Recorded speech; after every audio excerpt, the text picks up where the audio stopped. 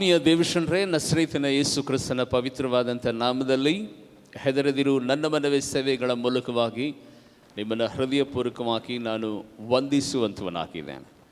ವಿಶೇಷವಾದಂಥ ಒಂದು ಪ್ರಕಟಣೆ ಏಪ್ರಿಲ್ 14ನೇ ತಾರೀಕು ಶುಕ್ರವಾರ ಸರಿಯಾಗಿ 9 ಗಂಟೆಯಿಂದ ನಡೆಯುವಂಥ ವಿಶೇಷವಾದಂಥ ಉಜ್ಜೀವನ ಕೂಟಕ್ಕಾಗಿ ನಾನು ಕರ್ತನಿಗೆ ಸ್ತೋತ್ರ ಮಾಡುವಂಥವನಾಗಿದ್ದೇನೆ.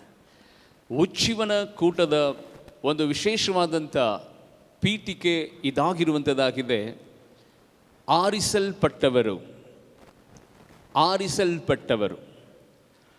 ಆತ್ಮೀಯ ದೇವಶನರೇ, ಕರ್ನಾಟಕ ರಾಜ್ಯದ ಉಜ್ಜೀವನಕ್ಕಾಗಿ, ಕರ್ನಾಟಕ ರಾಜ್ಯದಲ್ಲಿರುವ ಜನರ ರಕ್ಷಣೆಗೋಸ್ಕರವಾಗಿ, ಕರ್ನಾಟಕ ಆಶೀರ್ವಾದ ಹೊಂದಬೇಕೆಂಬುದಾಗಿ ಎಷ್ಟು ಜನ ಇಷ್ಟಪಡ್ತೀರೋ, ಎಷ್ಟು ಜನ ಪ್ರಾರ್ಥಿಸ್ತಾ ಇದ್ದೀರೋ, ನಿಮ್ಮೆಲ್ಲರಿಗೆ ಈ ಕೂಟದಲ್ಲಿ ಅವಕಾಶ ಇರುವಂಥದ್ದಾಗಿದೆ. ಯಾಕೆಂದರೆ ಈ ಲೋಕದಲ್ಲಿ ಬಹಳ ಜನ ಕರೆಯಲ್ಪಟ್ಟವರಾಗಿರುತ್ತಾರೆ, ಆದರೆ ಆರಿಸಲ್ಪಟ್ಟವರು ಕೆಲವರು ಮಾತ್ರ ಎಂಬುದಾಗಿ ಬೈಬಲ್ ಸ್ಪಷ್ಟಪಡಿಸ್ತದೆ. ಆರಿಸಲ್ಪಟ್ಟ ವ್ಯಕ್ತಿ ನೀನಾಗಿರುವುದಾದರೆ, ಆ ಆರಿಸಲ್ಪಟ್ಟಂಥ ಉದ್ದೇಶವನ್ನು ತಿಳಿಯಬೇಕೆಂಬ ಹಂಬಲ ನಿನ್ನ ಒಳಗಡೆ ಇರುವುದಾದರೆ ಈ ಕೂಟದಲ್ಲಿ ಭಾಗವಹಿಸು.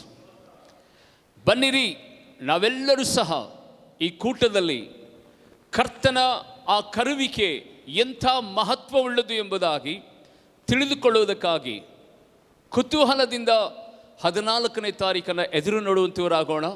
ಯೇಸುವಿನ ನಾಮದಲ್ಲಿ ನೀವು ಕುಟುಂಬವಾಗಿ ಈ ಕೂಟದಲ್ಲಿ ಭಾಗವಹಿಸಿ, ಕುಟುಂಬವಾಗಿ ಸಭೆಯಾಗಿ ಸೇವಕರುಗಳಾಗಿ, ಯವನಸ್ಥ ಮಕ್ಕಳಾಗಿ ಪ್ರತಿಯೊಬ್ಬರು ಸದಾ ಈ ಕೂಟದಲ್ಲಿ ಮುಕ್ತವಾಗಿ ಭಾಗವಹಿಸಬಹುದು.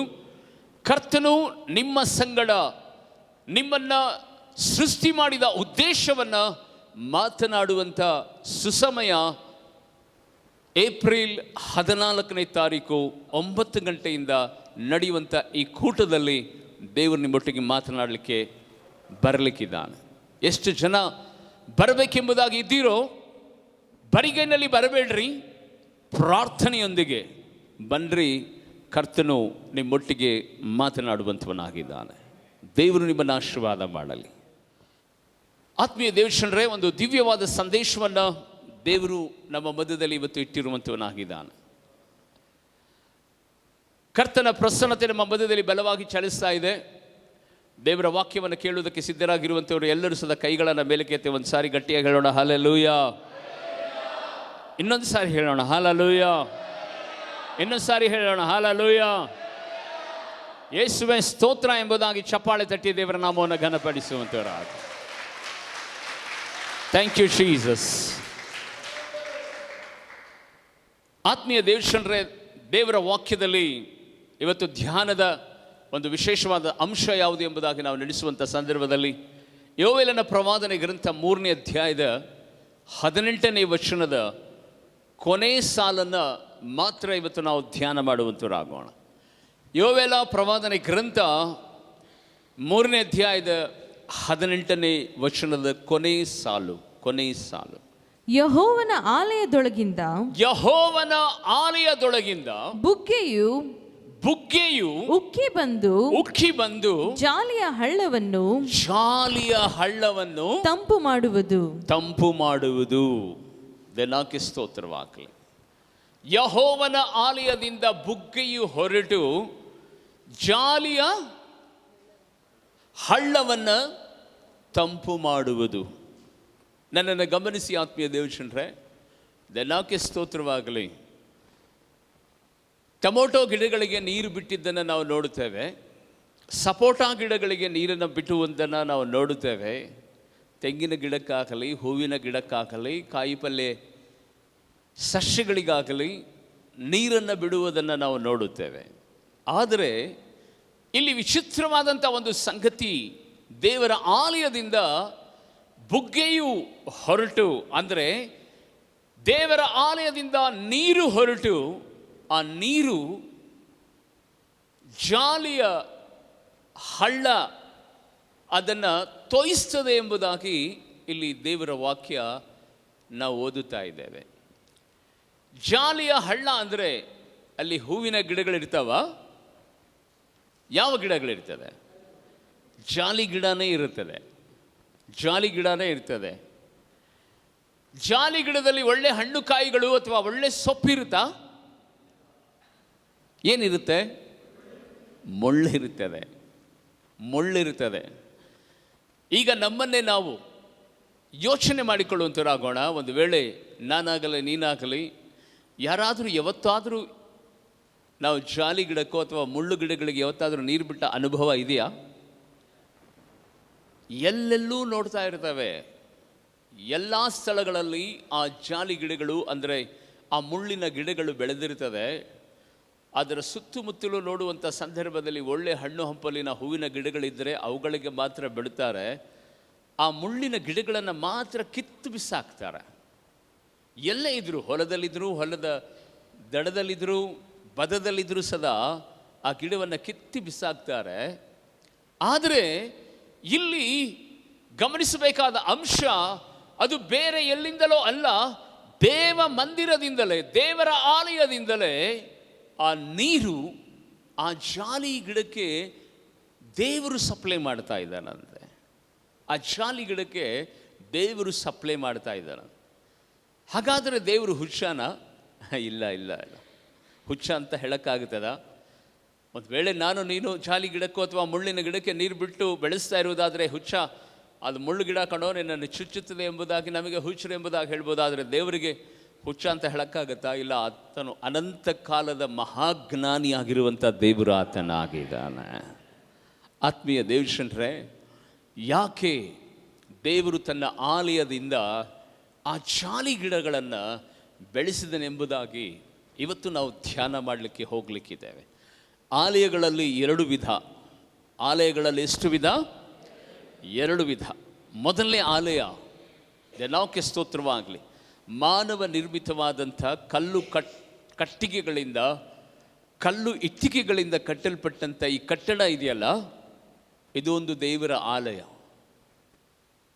ಈ ದೇವರ ಆಲಯದಲ್ಲಿ ಸಾಮೂಹಿಕವಾಗಿ ಬಂದು ಪ್ರಾರ್ಥಿಸುವುದಕ್ಕಾಗಿ ಈ ಆಲಯವನ್ನು ಭೂಲೋಕದಲ್ಲಿ ದೇವರು ಕಟ್ಟಿದ್ದಾನೆ. ಇನ್ನೊಂದು ಆಲಯ ಬೇರೆ ಯಾರೂ ಅಲ್ಲ, ನಾವೇ ದೇವರ ಆಲಯವಾಗಿದ್ದೇವೆ. ನನ್ನನ್ನು ಗಮನಿಸಿ, ಯೇಸುವಿನ ನಾಮದಲ್ಲಿ ದೇವ ಮಂದಿರದಿಂದ, ದೇವರ ಆಲಯದಿಂದ ನೀರು ಹೋಗಿ ಜಾಲಿ ಗಿಡದ ಹಳ್ಳಕ್ಕೆ ಹೋಗಿ ಆ ಮರಗಳು ಸಂಪಾಗಿ ಇರ್ತದೆ. ಆ ಮರಗಳಿಂದ ತಿಳಿಯಬೇಕಾದಂಥ ಅಂಶ, ಜಾಲಿ ಗಿಡ ಯಾವುದಕ್ಕೆ ಗುರುತಾಗಿದೆ ಅಂದರೆ ಅದು ನೋವಿಗೆ ಗುರುತಾಗಿದೆ, ಶಾಪಕ್ಕೆ ಗುರುತಾಗಿದೆ, ಪಾಪಕ್ಕೆ ಗುರುತಾಗಿದೆ. ಹೇಗೆ ಎಂಬುದಾಗಿ ನೀವು ಕೇಳುವುದಾದರೆ ದೇವಕ್ಕೆ ಸ್ತೋತ್ರವಾಗಲಿ, ಕುಡುಕ ಗಂಡ ತನ್ನ ಹೆಂಡತಿಗೆ ಹೂವಾಗಿರ್ತಾನ, ಮುಳ್ಳಾಗಿರ್ತಾನ? ಹೇಳ್ರಿ, ಏನಾಗಿರ್ತಾನೆ?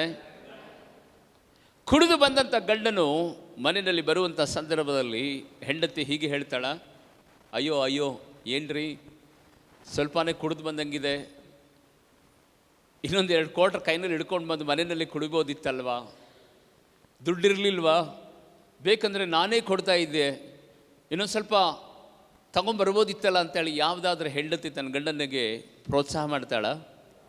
ಏನಂತಾಳೆ? ಅಯ್ಯೋ ನಿನಗೆ ಯಾಕಾದರೂ ಕಟ್ಕೊಂಡೋ, ನೀನು ಯಾಕಾದರೂ ನನ್ನ ಬದುಕಿನಲ್ಲಿ ಬಂದೆ ಎಂಬುದಾಗಿ ಹೇಳಿ ಹಿಡಿ ಶಾಪವನ್ನು ಹಾಕ್ತಾಳೆ. ಕುಡುಕ ಗಂಡ ಹೆಂಡತಿಗೆ ಮಗ್ಗಲ ಮುಳ್ಳಾಗಿರುತ್ತಾನೆ. ಮಾತನ್ನು ಕೇಳದೇ ಇರುವಂಥ ಮಕ್ಕಳ ವಿಷಯವನ್ನು ಗಮನಿಸುವಂಥ ಸಂದರ್ಭದಲ್ಲಿ ಆ ಮಕ್ಕಳು ತಂದೆ ತಾಯಿಗಳಿಗೆ ಏನಾಗಿರ್ತಾರೆ? ಮಕ್ಕಳ ಮುಳ್ಳಾಗಿರ್ತಾರೆ. ಅಷ್ಟು ಮಾತ್ರವಲ್ಲ, ಅನೇಕ ವಿಧವಾದಂಥ ಕಡುಬಡತನ, ಕಣ್ಣೀರು, ಅನಾರೋಗ್ಯ, ಬಲಹೀನತೆಗಳು, ಶಾಪಗಳು ಮುಳ್ಳಿಗೆ ಗುರುತು ಮಾಡ್ತಾರೆ. ಅಯ್ಯೋ ಈ ಮುಳ್ಳು ನನ್ನನ್ನು ಎಷ್ಟು ವೇದನೆ ಪಡಿಸ್ತಾ ಇದೆಯಲ್ಲ, ಎಷ್ಟು ನೋವು ಪಡಿಸ್ತಾ ಇದೆಯಲ್ಲ ಅಂತ ಹೇಳಿ. ಆತ್ಮೀಯ ದೇವಜನರೇ, ಯೇಸುವಿನ ನಾಮದಲ್ಲಿ ಅಂಥ ವೇದನೆಗೆ ಗುರುತಾಗಿರುವಂಥ ಆ ಗಿಡಗಳ ಸಮೂಹ ಆ ಗಿಡಗಳು ಇರುವಂಥ ಆ ಹಳ್ಳಕ್ಕೆ ಯಾಕೆ ದೇವರು ದೇವ ಮಂದಿರದಿಂದ ನೀರನ್ನು ಕಳಿಸ್ತಾ ಇದ್ದನು? ಅಲ್ಲಿ ಸೊಂಪಾಗಿ ಜಾಲಿ ಗಿಡಗಳು ಬೆಳೆದವು ಎಂಬುದಾಗಿ ಸತ್ಯವೇದದಲ್ಲಿ ನಾವು ನೋಡುವಂಥವರಾಗಿದೆ. ಆತ್ಮೀಯ ದೇವಚಂದ್ರೇ, ಆಗಲೇ ತಾನೇ ನಾನು ಹೇಳಿದೆ, ನನ್ನ ದೇವರು ಅನಂತ ಕಾಲದ ಮಹಾಜ್ಞಾನಿ. ಆತನು ಆರಂಭದಲ್ಲಿ ಅಂತ್ಯವನ್ನು ಪ್ರಕಟಿಸುವಂಥ ಮಹಾಜ್ಞಾನಿಯಾಗಿರುವಂಥ ದೇವರು ಆತನಾಗಿದ್ದಾನೆ. ಅನೇಕ ವೇಳೆಗಳಲ್ಲಿ ನಮಗೆ ಈ ಕ್ರಿಯೆಗಳೆಲ್ಲವೂ ಸದಾ ಹುಚ್ಚುಚ್ಚಾಗಿ ಕೇಳಿಸ್ತದೆ. ದೇವರಿಗೆ ಬುದ್ಧಿ ಇಲ್ವಾ ಎಂಬುದಾಗಿ ಪ್ರಶ್ನೆ ಮಾಡುವಷ್ಟರ ಮಟ್ಟಿಗೆ ಮುಳ್ಳಿಗೆ ಯಾಕೆ, ಮುಳ್ಳಿನ ಗಿಡಕ್ಕೆ ದೇವರು ಯಾಕೆ ನೀರು ಬಿಡಬೇಕೆಂಬುದಾಗಿ ಇವತ್ತು ಸದಾ ನನ್ನ ನಿನ್ನ ಬದುಕಿನಲ್ಲಿ ದೇನಾಕೆ ಸ್ತೋತ್ರವಾಗಲಿ. ಮಗ್ಗಲ ಮುಳ್ಳಾಗಿರುವಂಥ ಈ ಕುಡುಕ ಸೈತಾನಲ್ಲಿರುವಂಥ ಕ್ರಿಯೆ ಇವತ್ತು ನಿನ್ನ ಕುಟುಂಬದಲ್ಲಿ ಒಂದು ಮುಳ್ಳಾಗಿರುವುದಾದರೆ, ಇಸ್ಪೇಟು, ಜೂಜಾಟ, ಅಕ್ರಮ ಸಂಬಂಧ ಪ್ರತ್ಯೇಕವಾಗಿ ನಿಮ್ಮ ಬದುಕಿನಲ್ಲಿ ನಿಮ್ಮ ಮಕ್ಕಳು ಡ್ರಗ್ಸ್ಗೆ ಅಡಿಕ್ಟ್ ಆಗಿ ನಿಮ್ಮ ಕುಟುಂಬದಲ್ಲಿ ಅನೇಕ ವಿಧವಾದಂಥ ವೇದನೆ, ದುಃಖಗಳು ಅದು ಮುಳ್ಳಾಗಿ ಒಂದು ವೇದನೆ ಅನುಭವದಲ್ಲಿ ಇರುವುದಾದರೆ ದೇನಾಕೆ ಸ್ತೋತ್ರವಾಗಲಿ. ನಾನಾಗಲೇ ಹೇಳಿದೆ, 2 ಆಲಯಗಳು ಭೂಲೋಕದಲ್ಲಿದ್ದಾವೆ. ಮನುಷ್ಯರಿಂದ ಕಟ್ಟಲ್ಪಟ್ಟಂಥ ಕಟ್ಟಡ ಒಂದು ಆಲಯ, ದೇವರಿಂದ ಕಟ್ಟಲ್ಪಟ್ಟಂಥ ಆಲಯ ಮನುಷ್ಯ. ಇಲ್ಲಿ ದೇವರ ವಾಕ್ಯ ಹೇಳ್ತಾ ಇದೆ, ದೇವರ ಆಲಯದಿಂದ ಹೊರಟ ನೀರು, ದೇವರ ಆಲಯದಿಂದ ಹೊರಟ ನೀರು ಪ್ರಾರ್ಥನೆಗೆ ಗುರುತಾಗಿರುವಂಥದ್ದಾಗಿದೆ. ಹಲ್ಲೆಲೂಯ. ಯಾವುದಕ್ಕೆ ಗುರುತಾಗಿರುವಂಥದ್ದಾಗಿದೆ? ಪ್ರಾರ್ಥನೆಗೆ ಗುರುತಾಗಿರುವಂಥದ್ದಾಗಿದೆ, ಆತ್ಮನಿಗೆ ಗುರುತಾಗಿರುವಂಥದ್ದಾಗಿದೆ. ಯೇಸುವಿನ ನಾಮದಲ್ಲಿ ಪ್ರೀತಿಯುಳ್ಳ ದೇವಜನರೇ, ಬೈಬಲ್ ಸ್ಪಷ್ಟಪಡಿಸಿದ ದೇವರ ಆಲಯದಿಂದ ಹೊರಟ ನೀರು ಎಂಬುದಾಗಿಯೇ ಇವತ್ತು ನಿನ್ನ ಕುಟುಂಬದಲ್ಲಿ ಯಾವ ಗಿಡ ಮುಳ್ಳಾಗಿ ಪರಿಮಳಿಸಿ, ಯಾವ ಪರಿಸ್ಥಿತಿ ಪ್ರತಿಕೂಲಗಳು ಇವತ್ತು ನಿನ್ನನ್ನು ಹಿಡಿದಿಟ್ಟಿದೆಯೋ, ಯೇಸುವಿನ ನಾಮದಲ್ಲಿ ಆ ಗಿಡವೇ ನಿನ್ನ ಬದುಕಿನಲ್ಲಿ ಆಶೀರ್ವಾದವಾಗಿ ಮಾರ್ಪಡಬೇಕಂದ್ರೆ, ದೇವರಿಗೆ ಮೀಸಲಾಗಿ, ಮೆಚ್ಚುಗೆಯಾಗಿ, ಸಜೀವವಾಗಿ ಆ ಗಿಡ ಮಾರ್ಪಡಬೇಕಂದ್ರೆ, ಒಂದು ವೇಳೆ ನಿನ್ನ ಕಣ್ಣಿಗೆ ಆ ಜಾಲಿ ಗಿಡ ಅಲ್ಪವೆಂದು ನೀನು ಎಣಿಸ್ತಾ ಇರ್ಬೋದು, ಲೋಕದ ಕಣ್ಣಿಗೆ ಎಲ್ಲರೂ ಅಂದುಕೊಳ್ಬೋದು, ದೇವರು ಯಾಕೆ ಆ ಗಿಡಗಳನ್ನು ಬೆಳೆಸ್ತಾ ಇದ್ದಾನೆ ಅಂತ ಹೇಳಿ. ಆದರೆ ಯೇಸುವಿನ ನಾಮದಲ್ಲಿ ಬೈಬಲಲ್ಲಿ ನಾವು ನೋಡುತ್ತೇವೆ, ಯಾರು ಬೇಡವೆಂದು ಬಿಟ್ಟ ಕಲ್ಲೇ ಮನೆಗೆ ಏನಾಯಿತು? ಮೂಲೆಗಲ್ಲಾಯಿತಂತೆ. ನನ್ನ ದೇವರು ಅನಂತ ಜ್ಞಾನಿ ಅಂತ ಹೇಳಿದ್ನಲ್ಲ, ಆತನ ಆಲೋಚನೆಗಳು, ಆತನ ವಿವೇಕ, ಆತನ ಜ್ಞಾನ ನಮ್ಮ ಊಹೆಗೆ ನಿಲುಕೋದಕ್ಕೆ ಸಾಧ್ಯವೇ ಇಲ್ಲ. Hallelujah, hallelujah. ದೇವರಿಗೆ ಸ್ತೋತ್ರವಾಗಲಿ.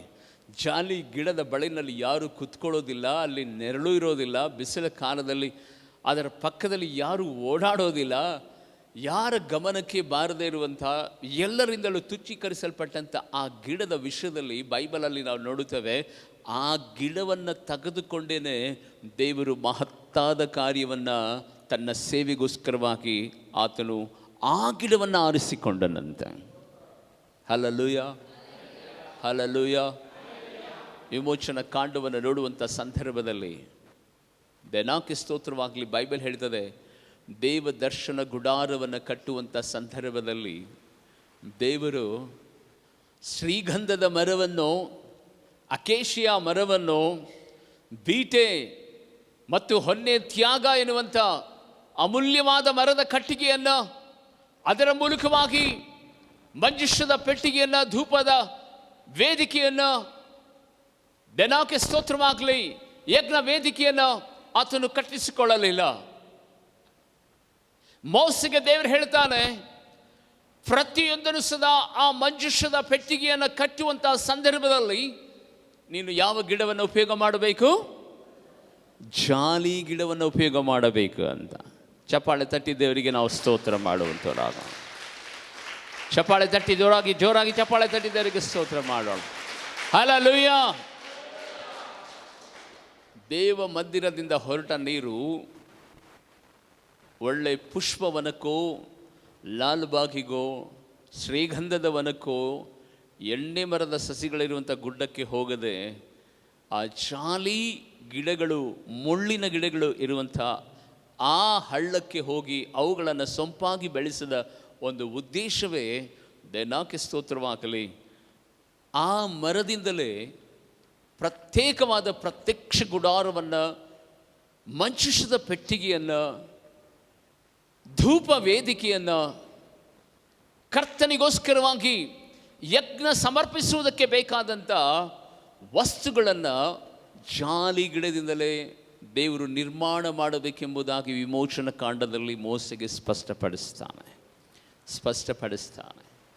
ಆತ್ಮೀಯ ದೇವಜನರೇ, ಇವತ್ತು ದೇವರ ವಾಕ್ಯವನ್ನು ಗಮನಿಸುತ್ತಿರುವಂಥ ನಿಮ್ಮ ಬದುಕಿನಲ್ಲಿ ಅಥವಾ ನಿಮ್ಮ ಕುಟುಂಬದಲ್ಲಿ ನಿಮ್ಮ ತಂದೆ ಅಥವಾ ನಿಮ್ಮ ತಾಯಿ ಇನ್ನು ದೇವರ ಕಡೆಗೆ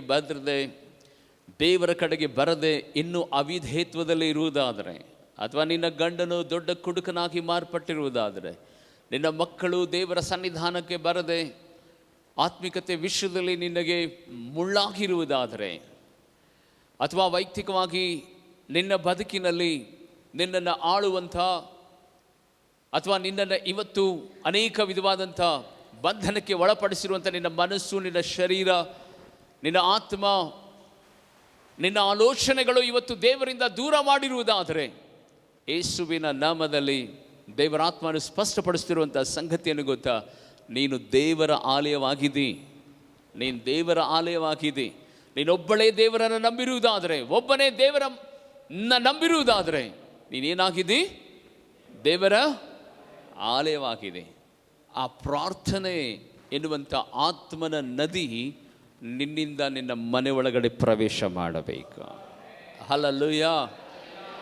ಮುಳ್ಳು ಕಂಪೆಗಳು, ಮುಳ್ಳು ಗಿಡಗಳಿಂದ ಮುಳ್ಳಿಗೆ ಗುರುತಾಗಿರುವಂಥ ಕುಡುಕ ಸೈತಾನನ ಕಾರ್ಯಗಳು, ಬಡತನ, ಶಾಪ, ಅವಿಧೇಯತ್ವ, ನೆಮ್ಮದಿ ಸಮಾಧಾನ ಇಲ್ಲದ ಹಾಗೆ ಕುಟುಂಬವನ್ನು ಕಲಹವಾಗಿ ತುಂಬಿರುವಂಥ ಆ ಮುಳ್ಳಿನ ಕೊಂಪೆ ಇದೆಯಲ್ಲ, ಆ ಮುಳ್ಳಿನ ಹಳ್ಳ ಇದೆಯಲ್ಲ, ಆ ಮುಳ್ಳಿನ ಹಳ್ಳದಲ್ಲಿ ಪರಿಶುದ್ಧಾತ್ಮನಿಂದ ತುಂಬಲ್ಪಟ್ಟಂಥ ಆ ಪ್ರಾರ್ಥನೆಯ ಜೀವಿತ, ಆ ಪ್ರಾರ್ಥನೆಯ ನದಿ ನಿನ್ನ ಹೃದಯದ ಒಳಗಿಂದ ಯೇಸುವಿನ ನಾಮದಲ್ಲಿ ಆ ಹಳ್ಳದಲ್ಲಿ, ಅಂದರೆ ನಿನ್ನ ಗುಡಾರದಲ್ಲಿ ಪ್ರವೇಶ ಮಾಡುವುದಾದರೆ, ಆ ಮುಳ್ಳು ಗಿಡಗಳನ್ನೇ ದೇವರು ಮಹಿಮೆಯಾಗಿ ಮಾರ್ಪಡಿಸುವಂಥವನಾಗಿದ್ದಾನೆ. ಆ ಮುಳ್ಳು ಗಿಡಗಳನ್ನೇ ತನ್ನ ಸನ್ನಿಧಿ ಸೇವೆಗೋಸ್ಕರವಾಗಿ ಆತನು ಪ್ರತಿಷ್ಠಾಪನೆ ಮಾಡಿಕೊಳ್ಳುವಂಥವನಾಗಿದ್ದಾನೆ. ಯೇಸುವಿನ ನಾಮದಲ್ಲಿ ನನ್ನನ್ನು ಗಮನಿಸಿ, ನೀನು ಅಂದ್ಕೊಂಡಿರ್ತೀಯ ದಿನಕ್ಕೆ ಸ್ತೋತ್ರವಾಗಲಿ, ಇವನು ಯಾವ ಕೆಲಸಕ್ಕೂ ಬರಲ್ಲ, ಇವನ ಜೀವನ ಇಷ್ಟೇ, ಇವಳ ಬದುಕು ಇಷ್ಟೇ, ಈ ನನ್ನ ಗಂಡ ಯಾವತ್ತೂ ದೇವರನ್ನು ನಂಬೋದಿಲ್ಲ ಅಂತ. ಆದರೆ ನಿನಗೆ ಅಸಾಧ್ಯ, ದೇವರಿಂದ ಎಲ್ಲ ಸಾಧ್ಯ. ಹಲ್ಲೆಲೂಯ. ನಂಬುವವರಿಂದ ಎಲ್ಲವೂ ಸಾಧ್ಯ. ದಿನಕ್ಕೆ ಸ್ತೋತ್ರವಾಗಲಿ. ನೀನು ಅಂದ್ಕೊಂಡಿರ್ತೀಯ ಇವರು ವೇಸ್ಟ್ ಮಾಡಿ ಆ ಚರ್ಚಿಗೆ ಬಂದು ಎಲ್ಲಾದರೂ ಗಲಾಟೆ ಮಾಡಿಬಿಟ್ರೆ, ಕುಡಿದು ಅವಾಚ್ಯ ಶಬ್ದಗಳಿಂದ ಮಾತನಾಡಿಬಿಟ್ರೆ, ಅಥವಾ ಈ ಮಕ್ಕಳು ಇಷ್ಟು ಕೆಟ್ಟ ಚಟಗಳನ್ನು, ಕೆಟ್ಟ ಕುಯುಕ್ತಿಗಳಲ್ಲಿ ಇವರು ಬಿದ್ದಿದ್ದಾರಲ್ಲ ಅಂತ ಹೇಳಿ ಅವರನ್ನು ನೋಡಿ ನೀನು ದೂಷಿಸದೆ ಅವರಿಗಾಗಿ ನೀನು ಪ್ರಾರ್ಥನೆ ಮಾಡುವಂಥ ಸಂದರ್ಭದಲ್ಲಿ, ಇತಿಹಾಸದ ಪುಟಗಳನ್ನು ತೆರೆಯುವಂಥ ಸಂದರ್ಭದಲ್ಲಿ ದೇವರು ಒಳ್ಳೆಯವರನ್ನು ಕರೆಯಲಿಲ್ಲ, ಜ್ಞಾನಿಗಳನ್ನು ಕರೆಯಲಿಲ್ಲ, ದೊಡ್ಡದಾಗಿರುವಂಥ ಮೇಧಾವಿಗಳನ್ನು, ವಿವೇಕವುಳ್ಳಂಥ ಜನರನ್ನು ಕರೆಯಲಿಲ್ಲ. ದೇವರು ಕರೆದಿದ್ದು ಯಾರಿಗೆ ಗೊತ್ತಾ? ಕೆಟ್ಟು ಹೋದವರನ್ನು ಹುಡುಕಿ ರಕ್ಷಿಸಿ ಅವರನ್ನು ಕರೆದು ಆಶೀರ್ವಾದ ಮಾಡಿದನಂತೆ. ಚಪಾಳೆ ತಟ್ಟಿ ದೇವರಿಗೆ ನಾವು ಸ್ತೋತ್ರ ಮಾಡುವಂತರ. Hallelujah, hallelujah. ಒಂದು ಕಾಲದಲ್ಲಿ ನಾವು ಸದಾ ಅದೇ ಪರಿಸ್ಥಿತಿನಲ್ಲಿ ಇದ್ದೆವು. ಇವತ್ತು ನಾವು ಒಳ್ಳೆಯವರಾಗಿದ್ದೇವೆ. ಇತಿಹಾಸದ ಪುಟಗಳನ್ನು ತಿರುಚಿ ನೋಡುವಂಥ ಸಂದರ್ಭದಲ್ಲಿ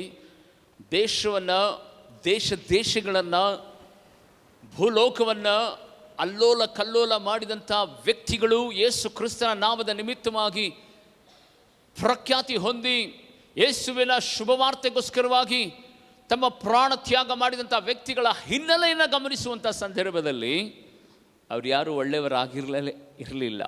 ಅವ್ರು ಯಾರು ಒಳ್ಳೆಯವರೇ ಅಲ್ಲ. ಯಾವಾಗ ಯೇಸು ಕ್ರಿಸ್ತನ ಕೈನಲ್ಲಿ ಅವರು ಸಿಕ್ಕಿಬಿದ್ದರೋ, ಯೇಸು ಕ್ರಿಸ್ತನ ಶುಭವಾರ್ತೆ ಅವರಿಗೆ ನಾಟಲ್ಪಟ್ಟಿತೋ, ಯೇಸು ಕ್ರಿಸ್ತನ ವಾಕ್ಯ ಅವರ ಹೃದಯದಲ್ಲಿ ಬಿತ್ತಲ್ಪಟ್ಟಿತು. ಯೇಸುವಿನ ಆತ್ಮ ಅಭಿಷೇಕದಿಂದ ಅವರು ತುಂಬಲ್ಪಟ್ಟರು. ಕೆಟ್ಟು ಹೋದಂಥ ಆ ವ್ಯಕ್ತಿಗಳೇ ಕ್ರಾಂತಿಕಾರಿಗಳಾಗಿ ಮಾರ್ಪಡುತ್ತಾರೆ. ಕ್ರಾಂತಿಕಾರಿಗಳಾಗಿ ಮಾರ್ಪಡುತ್ತಾರೆ. ಯಾರಿಗೆ ಗೊತ್ತು, ನಿನ್ನ ಕುಟುಂಬದಲ್ಲಿ ಅಥವಾ ನಿನ್ನ ಆತ್ಮಿಕತೆ ಬದುಕಿನಲ್ಲಿ ಇಂಥ ಪರಿಸ್ಥಿತಿಗಳಲ್ಲಿ ನೀನು ಹಾದು ಹೋಗ್ತಿರುವುದಾದರೆ, ಬರೋದಿಲ್ಲ ಅಯ್ಯ, ಚರ್ಚ್ ಕಡೆಗೆ ತಿರುಗಿ ನೋಡೋದಿಲ್ಲ, ಅವರು ಬದಲಾವಣೆ ಆಗೋದಿಲ್ಲ, ಆ ಮನುಷ್ಯ ಚೇಂಜೇ ಆಗೋದಿಲ್ಲ ಎಂಬುದಾಗಿ ಒಂದು ವೇಳೆ ನೀನು ಕಳವಳ ಪಡ್ತಾ ಇರಬಹುದು. ಆದರೆ ಯೇಸುವಿನ ನಾಮದಲ್ಲಿ ನೀನು ಕಳವಳ ಪಡ್ತಾ ಇರ್ಬೋದು. ಆದರೆ ನಿನ್ನ ಮನಸ್ಸಿನಲ್ಲಿ ಇವತ್ತು ಒಂದು ಸಂಕಲ್ಪವನ್ನು ತೊಟ್ಟಿಕೋ. ಯಾಕೆಂದರೆ ದೇವರು ನನ್ನನ್ನು ಆಲಯವಾಗಿ ಕರೆದಿದ್ದಾರೆ. ಆಲಯವಾಗಿ ಕರೆದಂಥ ನನ್ನ ಚಿತ್ರದಲ್ಲಿ ನನ್ನ ಒಳಗಡೆಯಿಂದ ಇವತ್ತು ನಂಬಿಕೆ ಎಂಬ ನದಿ, ಪ್ರಾರ್ಥನೆ ಎಂಬ ನದಿ, ವಿಶ್ವಾಸ ಎನ್ನುವಂಥ ನದಿ, ಅವರನ್ನು ಬದಲಾಯಿಸ್ತದೆ ಎನ್ನುವಂಥ ಆ ನದಿ ಇದೆಯಲ್ಲ, ಮುಳ್ಳು ಕೊಂಪಿಯಾಗಿರುವಂಥ ನನ್ನ ಮನೆಯಲ್ಲಿ ಆ ನದಿ ಖಂಡಿತವಾಗಿ ದೇವರು ಪ್ರವೇಶ ಮಾಡ್ತಾರೆ. ಒಂದು ಉದ್ದೇಶವಿಲ್ಲದೆ ಈ ತಡೆಗಳು ನನ್ನ ಮನೆಗೆ ಬಂದಿಲ್ಲ. ಈ ತಡೆಗಳಿಗೆ ಏನೋ ಒಂದು ಕಾರಣ ದೇವರಿಟ್ಟಿದ್ದಾನೆ. ಒಂದು ವೇಳೆ ನನ್ನನ್ನು ಆತನು ಪರೀಕ್ಷೆ ಮಾಡ್ತಾ ಇದ್ದಾನೆ ಅನ್ನೋ ಗೊತ್ತಿಲ್ಲ. ಖಂಡಿತವಾಗಿ ನಾನು ಪ್ರಾರ್ಥಿಸುವುದಾದರೆ ನನ್ನ ದೇವರು ಆ ಪರಿಸ್ಥಿತಿಯನ್ನು ಮಾರ್ಪಡಿಸುವಂಥವನಾಗಿದ್ದಾನೆ. ನನ್ನ ಪರಿಸ್ಥಿತಿಯನ್ನು ಮಾರ್ಪಡಿಸುವಂಥವನಾಗಿದ್ದಾನೆ. ಆತ್ಮೀಯ ದೇವಜನರೇ, ಯೇಸುವಿನ ನಾಮದಲ್ಲಿ ಪರಲೋಕದ ತಂದೆಯಾದ ದೇವರ ಮೋಸೆಗೆ ಹೇಳಿದಂಥ ಸಂದರ್ಭದಲ್ಲಿ ಮಂಜೂಷದ ಪೆಟ್ಟಿಗೆಯನ್ನು ಯಾವ ಗಿಡದಿಂದ ಮಾಡಬೇಕು? ಚಾಲಿ ಗಿಡದಿಂದ ಮಾಡಬೇಕು. ಅದು ಎಲ್ಲಿತ್ತು? ಚಾಲಿ ಗಿಡ? ಯಾರ ಗಣನೆಗೂ ಬಾರದೆ ಎಲ್ಲೋ ಮೂಲೆಯಲ್ಲಿತ್ತು. ಆದರೆ ಪರಿಶುದ್ಧವಾದಂಥ ಯಾಜಕರು ಮಂಜೂಷದ ಪೆಟ್ಟಿಗೆಯನ್ನು ತಮ್ಮ ಹೆಗಲ ಮೇಲೆ ಹೊತ್ಕೊಂಡು ಹೋಗ್ತಾ ಇದ್ದಾರಂತೆ. ಹಲ್ಲೆಲೂಯಾ. ಎಲ್ಲಿ ಹೊತ್ಕೊಂಡು ಹೋಗ್ತಾ ಇದ್ರು? ನೋಡ್ರಿ, ಎಷ್ಟು ಅದ್ಭುತವಾದಂಥ ಸಂಗತಿ. ಆ ಗಿಡಕ್ಕೆ ಯಾರು ಗೌರವ ಕೊಡದೇ ಇರುವಂಥ ಸಂದರ್ಭದಲ್ಲಿ ದೇವರು ಏನೆಂದರೆ ವಿಜಯೋತ್ಸವದೊಡನೆ ಯಾಜಕರು ಅದನ್ನು ಹೆಗ್ಗಲ ಮೇಲೆ ಹೊತ್ಕೊಂಡು ಹೋಗೋ ಹಾಗೆ ಮಾಡಿದನಂತೆ. ನೋಡಿ, ಹೆಗ್ಗಲ ಮೇಲೆ ಹೊತ್ಕೊಂಡು ಹೋಗೋ ಹಾಗೆ ಮಾಡಿದನಂತೆ. ಬೈಬಲಲ್ಲಿ ನಾವು ನೋಡುತ್ತೇವೆ, ದಿನಕ್ಕೆ ಸ್ತೋತ್ರವಾಗಲಿ, ಆ ರೊಟ್ಟಿಯನ್ನು ಇಡುವಂಥ ತಟ್ಟೆ ಸದ ಜಾಲಿಗಿಡದಿಂದಲೇ ಮಾಡಲ್ಪಡಬೇಕಂತೆ. ಅದಕ್ಕೆ ಬೇರೆಯಾದಂಥ ಬೆಳ್ಳಿ ಬಂಗಾರದ ತಟ್ಟೆಯಿಂದ ಮಾಡಬೇಕಾಗಿಲ್ಲ. ಅದನ್ನು ಇದರಿಂದ ಮಾಡಬೇಕು. ಆ ರೊಟ್ಟಿ ಸದಾ ಪರಿಶುದ್ಧವಾದಂಥ, ದಿನಕ್ಕೆ ಸ್ತೋತ್ರವಾಗಲಿ, ಕರ್ತನ ಸಂಸ್ಕಾರ ಭೋಜನಕ್ಕೆ ಇಡ್ತಿದ್ದಂಥ ಆ ರೊಟ್ಟಿ ಇದೆಯಲ್ಲ, ಆ ರೊಟ್ಟಿನೂ ಸದಾ ಅದರ ಒಳಗಡೆ ಇರಬೇಕಾಗಿತ್ತಂತೆ. ಪ್ರತಿದಿನವೂ ಯಾಜಕನು ದೇವರಿಗೆ ಧೂಪವನ್ನು ಹಾಕಬೇಕಾಗಿತ್ತು.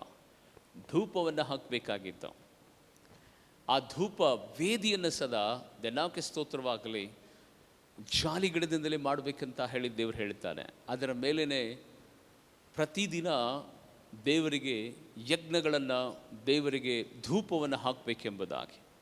ಆತ್ಮೀಯ ದೇವಜನರೇ, ಆ ಮಂಜೂಷದ ಪೆಟ್ಟಿಗೆಯ ಒಳಗಡೆ ಏನಿತ್ತು ಗೊತ್ತಾ? ಪರಲೋಕದ ಮನ್ನಾ ಇತ್ತಂತೆ. ಅದರ ಒಳಗಡೆ ಏನಿತ್ತು? ಪರಲೋಕದ ಮನ್ನಾ ಇತ್ತಂತೆ.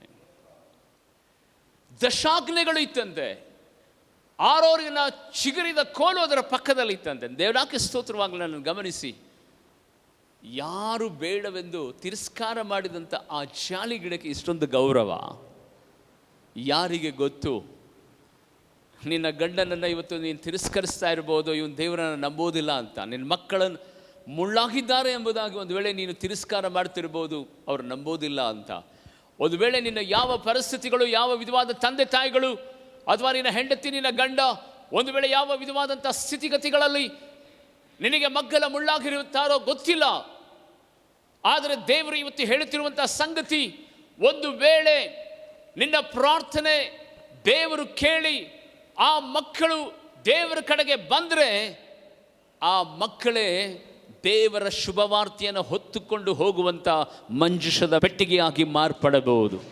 ದೇವರ ಶುಭವಾರ್ತೆಯನ್ನು ಹೊತ್ತುಕೊಂಡು ಹೋಗುವಂಥ ಮಂಜೂಷದ ಪೆಟ್ಟಿಗೆಯಾಗಿ ಮಾರ್ಪಡಬಹುದು. ಆ ಮಕ್ಕಳೇ ದೇವರ ಸನ್ನಿಧಾನದಲ್ಲಿ ಹಗಲು ರಾತ್ರಿ ಪ್ರಾರ್ಥಿಸುವಂಥ, ಅಂದರೆ ದೇವರ ಸಮ್ಮುಖದಲ್ಲಿ ಧೂಪವನ್ನು ಹಾಕುವಂಥ, ಪ್ರಾರ್ಥಿಸುವಂಥ ಪ್ರಾರ್ಥನಾ ಪರರಾಗಿ ಮಾರ್ಪಡಬಹುದು. ಆ ಮಕ್ಕಳೇ ವಾಕ್ಯವನ್ನು ಬೋಧಿಸುವಂಥ ಸೇವಕರಾಗಿ ಮಾರ್ಪಡಬಹುದು.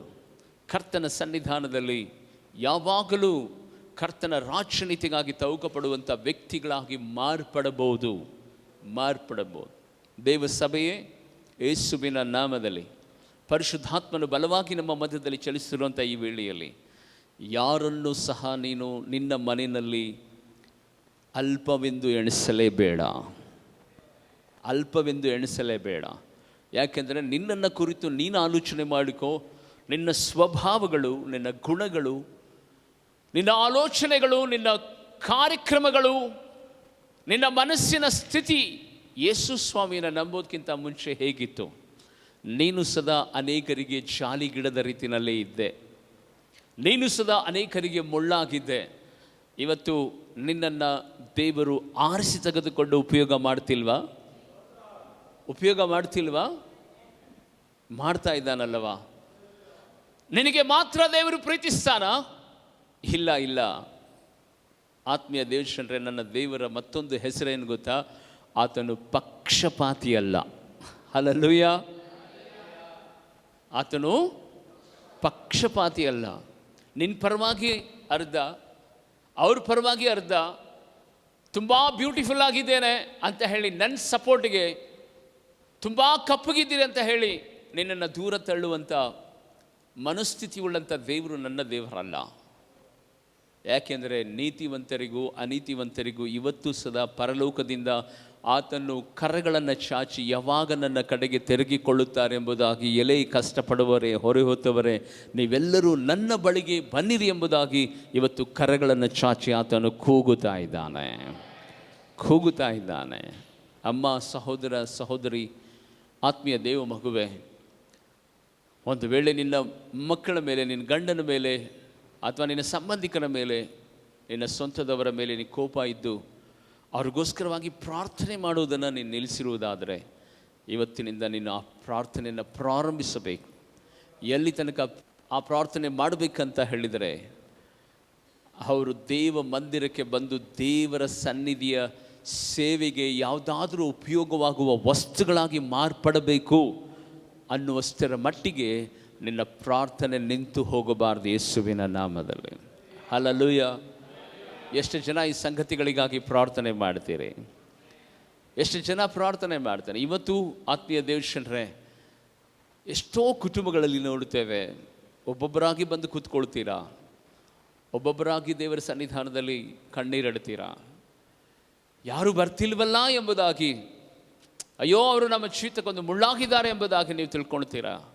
ನನಗೆ ಪ್ರಾರ್ಥನೆ ಮಾಡೋದಕ್ಕೆ ಬಿಡಲ್ಲ, ಬೈಬಲ್ ಓದೋದಕ್ಕೆ ಬಿಡೋದಿಲ್ಲ, ನನ್ನ ಮಕ್ಕಳು ಹೀಗಿದ್ದಾರೆ, ನನ್ನ ಗಂಡ ಹೀಗಿದ್ದಾನೆ, ನನ್ನ ಹೆಂಡತಿ ಹೀಗಿದ್ದಾರೆ ಎಂಬುದಾಗಿ ಕಳವಳ ಪಡುವಂಥ ದೇವರ ಮಗುವೆ, ದನಾಕ್ಕೆ ಸ್ತೋತ್ರವಾಗಲಿ. ಒಂದು ವೇಳೆ ಆ ರೀತಿಯಾದಂಥ ಸ್ಥಿತಿನಲ್ಲಿ ಅವರು ಇರಬಹುದು, ಆದರೆ ಈ ಪ್ರಪಂಚದಲ್ಲಿ ದನಾಕ್ಕೆ ಸ್ತೋತ್ರವಾಗಲಿ, ಎಲ್ಲವಕ್ಕೂ ಒಂದು ಅಂತ್ಯ ಇದೆ. ಏನು ಮಾಡಿದರೂ ಸದಾ ಇಲ್ಲಿ ನಾವು ಬಿಟ್ಟು ಹೋಗುತ್ತೇವೆ. ಯಾವುದೇ ಒಂದು ಪರಿಸ್ಥಿತಿನಲ್ಲಿ ನೀವು ಯಾವ ಕಾರ್ಯಗಳನ್ನು ನಡೆಸಿದರೂ ಸದಾ ಈ ಲೋಕದಲ್ಲಿ ನಾವು ಬಿಟ್ಟು ಹೋಗುತ್ತೇವೆ. ಆದರೆ ಸಾಯದೇ ಇರುವಂಥ ಒಂದು ಸಂಗತಿ ಯಾವುದು ಗೊತ್ತಾ? ನೀನು ಮಾಡುವಂಥ ಪ್ರಾರ್ಥನೆ ಎಂದೂ ಸತ್ತು ಹೋಗೋದಿಲ್ಲ. ನೀನು ಮಾಡಿದಂಥ ಪ್ರಾರ್ಥನೆ ಎಂದೂ ಸತ್ತು ಹೋಗೋದಿಲ್ಲ. ಒಂದು ವೇಳೆ ನೀನು ಅಂದ್ಕೊಂಡಿರ್ತೀಯ, ಅದಕ್ಕೆ ಸ್ತೋತ್ರವಾಗಲಿ, ಬಿಡೋ ಅವ್ರು ಬರೋದಿಲ್ಲ ಎಂಬುದಾಗಿ ಒಂದು ವೇಳೆ ನಾನು ನೀನು ಕಣ್ಮುಚ್ಚಿ ಹೋಗಿ ದೇವರ ಸನ್ನಿಧಾನದಲ್ಲಿ ನಾವು ಸೇರ್ಬೋದು. ಆದರೆ ನಾವು ಮಾಡಿದಂಥ ಪ್ರಾರ್ಥನೆ ಒಂದಲ್ಲ ಒಂದು ದಿನ ನಮ್ಮ ಸಂತತಿಯನ್ನು ದೇವರ ಕಡೆಗೆ ತರುವಂಥದ್ದಾಗಿದೆ. ದೇವರಿಗೆ ಉಪಯೋಗವಾಗುವಂಥ, ದೇವರ ಸಾಧನವಾಗುವಂಥ, ದೇವರ ನಾಮವನ್ನು ಹೊತ್ತು ಹೋಗುವಂಥ ವ್ಯಕ್ತಿಗಳಾಗಿ ಖಂಡಿತವಾಗಿ ಅವರು ಮಾರ್ಪಡ್ತಾರೆ. ಮಾರ್ಪಡಿಸ್ತಾನೆ ದೇವರು ಖಂಡಿತವಾಗಿ. ಆತ್ಮೀಯ ದೇವಜನರೇ, ಅದಕ್ಕಾಗಿ ದೇವ ಮಂದಿರದಲ್ಲಿ ಕೂತಿರುವಂಥ ನೀನು ದೇವರ ಆಲಯವಾಗಿದೆ. ನಿನ್ನ ಒಳಗಿನಿಂದ ಹೊರಟು ಹೋಗುವಂಥ ಆ ಪ್ರಾರ್ಥನೆ ಎನ್ನುವಂಥ ಆ ನದಿ, ಆ ಬುಗ್ಗೆ ಇದೆಯಲ್ಲ, ನಿನ್ನ ಇಡೀ ಕುಟುಂಬವನ್ನು ದೇವರ ಕಡೆಗೆ ತಂದು ದೇವರ ಸಾಧನವಾಗುವ ತನಕ ದೇವರ ಸನ್ನಿಧಾನದಲ್ಲಿ ಕಣ್ಣೀರಿಡು, ಪ್ರಾರ್ಥನೆ ಮಾಡು, ಪ್ರಾರ್ಥಿಸು. ಯೇಸುವಿನ ನಾಮದಲ್ಲಿ ಎಲ್ಲರಿಗೂ ನಿನ್ನ ಕುಟುಂಬ ಇವತ್ತು ಅಲ್ಪವಾಗಿ ಕಾಣ್ತಾ ಇರಬಹುದು, ಆದರೆ ದೇವರಿಗೆ ಮಾತ್ರ ನಿನ್ನ ಕುಟುಂಬ ಅಮೂಲ್ಯವಾದದು. ಅದಕ್ಕಾಗಿಯೇ ದೇವರು ಮೊದಲು ನಿನ್ನನ್ನು ಆರಿಸಿ ತೆಗೆದುಕೊಂಡಿದ್ದಾರೆ. ನಿನ್ನ ಮೂಲಕವಾಗಿ ಆ ಕುಟುಂಬಗಳಿಗೆ ರಕ್ಷಣೆ ಕೊಡಬೇಕೆಂಬುದಾಗಿ ನಿನ್ನನ್ನು ಪ್ರತ್ಯೇಕಿಸಿದ್ದಾರೆ. ಯೇಸುವಿನ ನಾಮದಲ್ಲಿ ದೇವರಿಗೆ ಸ್ತೋತ್ರವಾಗಲಿ. ನಿನ್ನನ್ನೇ ದೇವರು ಆಲಯವೆಂದು ಕರೆದಿರುವಂಥ ಸಂದರ್ಭದಲ್ಲಿ ಆ ಆಲಯದ ಒಳಗಿಂದ ಪ್ರತಿದಿನವೂ ಸದಾ ನಿನ್ನ ಕುಟುಂಬದ ರಕ್ಷಣೆಗಾಗಿ ನೀನು ಪ್ರಾರ್ಥನೆ ಮಾಡು. ಅತಿ ಶೀಘ್ರದಲ್ಲಿ ಹುಡುಕ ನಿನ್ನ ಗಂಡ ದೇವರ ಮಂದಿರದಲ್ಲಿ ಕೂತುಕೊಳ್ಳುತ್ತಾನೆ. ಮೊಂಡುತನದಲ್ಲಿ ಇರುವಂಥ ನಿನ್ನ ಮಕ್ಕಳು ದೇವರ ಸನ್ನಿಧಾನದಲ್ಲಿ ಒಂದು ಆಯುಧಗಳಾಗಿ ಮಾರ್ಪಡ್ತಾರೆ. ನಿನ್ನ ತಂದೆ ತಾಯಿಗಳು ರಕ್ಷಣೆಗೆ ಬರ್ತಾರೆ. ಯೇಸುವಿನ ನಾಮದಲ್ಲಿ ಕಣ್ಣುಗಳನ್ನು ಮುಚ್ಚಿ ನಾವು ಮೇಲಕ್ಕೆದ್ದು ನಿಂತುಕೊಂಡು ಪ್ರಾರ್ಥನೆ ಮಾಡಿಕೊಳ್ಳೋಣ. ತಂದೆಯಾದ ದೇವರೇ, ಕರ್ತನ ನಮಗೆ ಸಹಾಯ ಮಾಡು. ಇವತ್ತು ನಮ್ಮ ಮನೋನೇತ್ರಗಳನ್ನು ಬೆಳಗಿಸಿದಕ್ಕಾಗಿ ನನಗೆ ಸ್ತೋತ್ರ ಎಂಬುದಾಗಿ ಕರ್ತನ ಸನ್ನಿಧಾನದಲ್ಲಿ ನಾವು ಬೇಡಿಕೊಳ್ಳುವಂತರಾಗೋಣ. ಆತ್ಮೀಯ ಯವನಸ್ಥರೇ, ನಿಮ್ಮ ತಂದೆ ತಾಯಿಗಳ ರಕ್ಷಣೆಗಾಗಿ ಪ್ರಾರ್ಥನೆ ಮಾಡಿರಿ. ಆತ್ಮೀಯ ತಂದೆ ತಾಯಿಗಳೇ, ನಿಮ್ಮ ಮಕ್ಕಳಿಗಾಗಿ ಪ್ರಾರ್ಥನೆ ಮಾಡಿರಿ. ಆತ್ಮೀಯ ದೇವಸಭೆಯೇ, ನಿಮ್ಮ ಸಂಬಂಧಿಕರುಗಳಿಗಾಗಿ ಪ್ರಾರ್ಥನೆ ಮಾಡಿರಿ. ತಂದೆಯಾದ ದೇವರೇ, ನಜರೇತಿನ ಯೇಸುವಿನ ನಾಮದಲ್ಲಿ ನಿನ್ನ ವಾಕ್ಯದ ಪ್ರಕಟಣೆಗಳನ್ನು ನಮಗೆ ಪ್ರಕಟಿಸಿ, ದೇವ ಮಂದಿರದಿಂದ ಹೊರಟ ನೀರು ಆ ಬುಗ್ಗೆಯು ಜಾಲಿ ಗಿಡಗಳು ಇರುವಂಥ ಆ ಹಳ್ಳದಲ್ಲಿ ಸೇರಿತು ಎಂಬುದಾಗಿ ಅಪ್ಪ ದೇವರೇ, ಕರ್ತನೆ ಸ್ವಾಮಿ, ಲೋಕದಲ್ಲಿ ಯಾರು ಜಾಲಿ ಗಿಡವನ್ನು ಪ್ರೀತಿಸೋದಿಲ್ಲ, ಆದರೆ ಆ ಜಾಲಿ ಗಿಡವನ್ನೇ ನೀನು ಆರಿಸಿ ತೆಗೆದುಕೊಂಡು ನಿನ್ನ ಸನ್ನಿಧಿ ಸೇವೆಗೋಸ್ಕರವಾಗಿ ದೇವರೇ ಕರ್ತನೆ, ದೇವ ದರ್ಶನ ಗುಡಾರವನ್ನು ಕಟ್ಟುವುದಕ್ಕಾಗಿ, ಯಜ್ಞವೇದಿಯನ್ನು ಕಟ್ಟುವುದಕ್ಕಾಗಿ, ಧೂಪದಾರತಿಯನ್ನು ಕಟ್ಟುವುದಕ್ಕಾಗಿ, ಕರ್ತನ ಸಂಸ್ಕಾರದ ರೊಟ್ಟಿಯ ತಟ್ಟೆಯನ್ನು ಮಾಡುವುದಕ್ಕಾಗಿ ದೇವರೇ ಕರ್ತನೆ ಸ್ವಾಮಿ, ಪ್ರತ್ಯೇಕವಾಗಿ ಮಂಜುಷದ ಪೆಟ್ಟಿಗೆಯಲ್ಲಿ ಪರಲೋಕದ ಮನ್ನವನ್ನು ಇಡುವುದಕ್ಕಾಗಿ ಆ ಜಾಲಿ ಗಿಡವನ್ನೇ ಒಂದು ಸಾಧನವನ್ನಾಗಿ ನೀನು ಮಾರ್ಪಡಿಸಿದ ದೇವರು, ಯೇಸುವಿನ ನಾಮದಲ್ಲಿ ದೇವರ ಆಲಯಕ್ಕೆ ಹೋಗಲಿಕ್ಕೆ ಆಗಿರುವಂಥ ನಮ್ಮ ಹೃದಯದ ಮೂಲಕವಾಗಿ ಇವತ್ತು ನಮ್ಮ ಗುಡಾರಗಳಲ್ಲಿ, ನಮ್ಮ ರಾಜ್ಯದಲ್ಲಿ, ನಮ್ಮ ಜಿಲ್ಲೆಯಲ್ಲಿ ನಾವು ವಾಸ ಮಾಡುತ್ತಿರುವಂಥ ದೇವರೇ ಕರ್ತನೆ ಸ್ಥಳಗಳಲ್ಲಿ ಮುಳ್ಳಾಗಿ ಪರಿಮಣಿಸಿ, ದೇವರೇ ಕರ್ತನೆ ನಿನಗೂ ವಿರೋಧವಾಗಿ, ನಿನ್ನ ಸನ್ನಿಧಿ ಸೇವೆಗೆ ವಿರೋಧವಾಗಿ, ದೇವರೇ ಕರ್ತನೆ ನಿನ್ನ ಸೇವೆಯ ವಿರೋಧವಾಗಿ ನಿಂತುಕೊಂಡಿರುವಂಥ ಮುಳ್ಳಿಗೆ ಗುರುತಾಗಿರುವಂಥ ಒಬ್ಬೊಬ್ಬರನ್ನು ನಿನ್ನ ಕರಗಳಲ್ಲಿ ಇವತ್ತು ನಾವು ಸಮರ್ಪಣೆ ಮಾಡುತ್ತೇವೆ. ಯೇಸುವಿನ ನಾಮದಲ್ಲಿ ದೇವಾ ಕರ್ತನೆ, ಅಂಥ ಮಕ್ಕಳನ್ನು ನೀನು ಆರಿಸಿ ತೆಗೆದುಕೊಂಡು ನಿನ್ನ ಸನ್ನಿಧಾನದ ಸೇವೆಗೋಸ್ಕರವಾಗಿ ಆ ಮಕ್ಕಳನ್ನು ಸಾಧನಗಳನ್ನಾಗಿ ಮಾರ್ಪಡಿಸಿ, ನಿನ್ನ ಸನ್ನಿಧಾನದ ಸೇವೆಯ ಉಪಕರಣಗಳಾಗಿ ಮಾರ್ಪಡಿಸಿ ನಿನ್ನನ್ನು ಹೊತ್ತು ನಡೆಸುವಂತೆ ನೀನು ತಾನೇ ಬಲಪಡಿಸುವಂಥವನಾಗು. ಈ ಸಂದೇಶವನ್ನು ಕೇಳುತ್ತಿರುವಂಥ ಎಲ್ಲ ತಾಯಿ ತಂದೆಯರ ಮುದ್ದು ಮಕ್ಕಳ ಮನಕಣ್ಣುಗಳನ್ನು ನೀನು ತೆರೆ ಮಾಡು ದೇವ. ಈ ಸಂದೇಶವನ್ನು ಶೇರ್ ಮಾಡುತ್ತಿರುವಂಥವರನ್ನು, ಈ ಸಂದೇಶವನ್ನು ಅನೇಕ ಜನರಿಗೆ ಕಳಿಸುತ್ತಿರುವಂಥ ಮಕ್ಕಳನ್ನು ನೀನು ಆಶೀರ್ವಾದ ಮಾಡು. ಪ್ರತ್ಯೇಕವಾಗಿ ನಿನ್ನ ಸನ್ನಿಧಾನದಲ್ಲಿ ದೇವರೇ, ಏಪ್ರಿಲ್ 14ನೇ ತಾರೀಕು ನಡೆಯುವಂಥ ದೇವರೇ ಆರಿಸಲ್ಪಟ್ಟವರು ಎನ್ನುವಂಥ ಆ ಉಜ್ಜೀವನ ಕೂಟದಲ್ಲಿ ಕರ್ನಾಟಕದಾದ್ಯಂತ ಅನೇಕ ಮಕ್ಕಳು ಕೂಡಿ ನಿಮ್ಮ ನಾಮವನ್ನು ಘನಪಡಿಸಲಿಕ್ಕೆ ಆವತ್ತನೇ ಕೃಪೆ ತೋರಬೇಕೆಂಬುದಾಗಿ ಯೇಸು ಕ್ರಿಸ್ತನ ನಾಮದಲ್ಲಿ ಬೇಡಿ ಪ್ರಾರ್ಥಿಸ್ತೇನೆ ನನ್ನ ಪರಲೋಕದ ತಂದೆಯಾದ ದೇವರೇ. ಆಮೇನ್. Praise lord.